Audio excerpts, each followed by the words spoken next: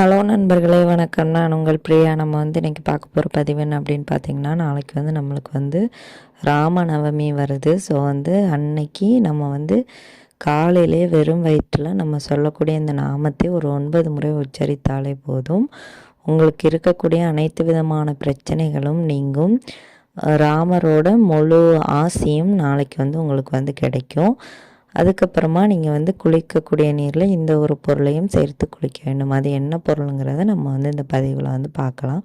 அதுக்கு முன்னாடி நீங்கள் இந்த பதிவை பார்க்கக்கூடிய ராமர் பக்தர்களாக இருந்தீங்க அப்படின்னா, ஸ்ரீராம ஜெயம் நம்மளோட கமெண்ட் பாக்ஸில் கமெண்டாக போஸ்ட் பண்ணுங்கள். நம்மளோட சேனல் இது வரைக்கும் சப்ஸ்கிரைப் பண்ணாமல் பார்த்துருந்தீங்க அப்படின்னா மறக்காமல் சப்ஸ்கிரைப் பண்ணி வச்சுக்கோங்க. நம்ம சேனலில் இது போல் பயனுள்ள தகவல்களை நீங்கள் பார்த்து தெரிந்து கொள்ள முடியும். இப்போ வாங்க நம்ம பதிவுக்குள்ளே போகலாம். அது ஒவ்வொரு நல்ல நாட்களுக்குமே நம்ம அந்தந்த தெய்வங்களுக்குரிய நாட்களை பார்த்துட்டு அந்தந்த தெய்வங்களுக்குரிய நாமங்களை உச்சரித்தோம் அப்படின்னாலே அன்றைய நாள் நம்மளுக்கு சிறப்பாக இருக்கும். ஆனால் அது யாருமே நம்ம செய்கிறது கிடையாது. ஸோ நம்ம சொல்லக்கூடிய இந்த எளிமையான நாமத்தை நீங்கள் நாளைக்கு உச்சரிங்க. கண்டிப்பாக 9 முறை சொன்னாலே போதும், உங்களோட அனைத்து விதமான கஷ்டங்களும் நீங்கும். ஸோ நீங்கள் காலையிலேயே நீங்கள் குளிக்கிற நீரில் என்ன சேர்க்கணும் அப்படின்னு பார்த்தீங்கன்னா, துளசி இலை சேர்க்கணும். துளசி இலை எவ்வளோ பெரிய அருமருந்துன்னு உங்கள் எல்லாருக்குமே தெரியும். ஸோ துளசி இலை நாளைக்கு சேர்ந்து குளித்தீங்க அப்படின்னா உங்களோட உடம்பு சுத்தமாகிறது மாதிரி உங்களோட மனசும் அந்த துளசி தண்ணீர் அது ஒரு தீர்த்தம் அப்படின்னு நம்ம சொல்லலாம்.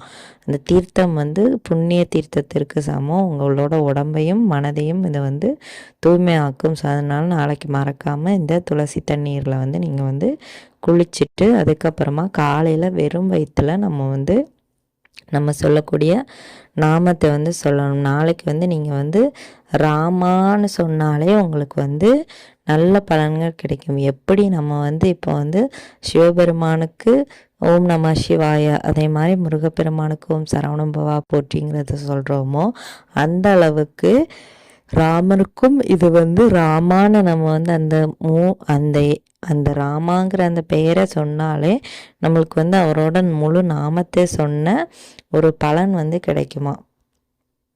நம்ம இந்த ராமாங்கிறத உச்சரித்தாலே 3 முறை உச்சரித்தாலே நம்மளுக்கு விஷ்ணு சராட்சர நாமம் படித்ததற்கான முழு பலன்களும் கிடைக்குமா.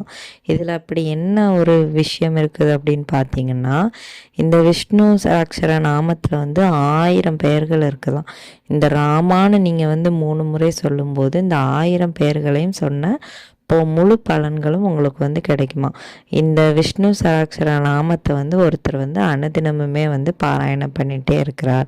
அவருக்கு ஒரு நாள் உடம்பு சரியில்லாமல் போக ராமபிரானே அவருக்கு வரம் கொடுத்துருக்கிறார். எப்படி அப்படின்னா, நீங்கள் ராமாங்கிற அந்த வார்த்தையை 3 முறை சொன்னாலே நீங்கள் இந்த விஷ்ணு சராட்சர நாமத்தை முழுமையாக சொன்ன பலன், அதாவது அந்த 1000 பெயர்களை சொன்ன பலன் உங்களுக்கு கிடைக்கும்.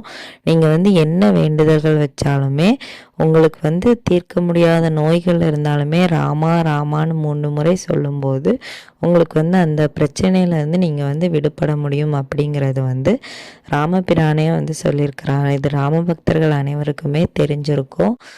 நீங்களும் நாளைக்கு இதை செஞ்சு பாருங்கள். நம்ம சொல்லக்கூடிய இந்த நாமத்தை நீங்கள் 9 முறை சொல்லணும் நாளைக்கு.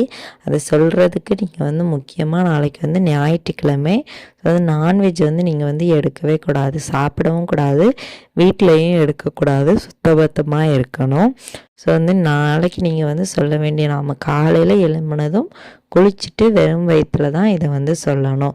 வெறும் வயிற்றில் நம்ம எந்தெந்த நாமங்களை தினமும் எந்தெந்த கடவுளுக்காக இருந்தாலும் சரி உச்சரிக்கிறோமோ அதற்கான முழு புண்ணிய பலன்களையும் நம்ம பெற முடியுமா. அதனால தான் வெறும் வயிற்றில் நம்ம இந்த நாமத்தை சொல்கிறோம்.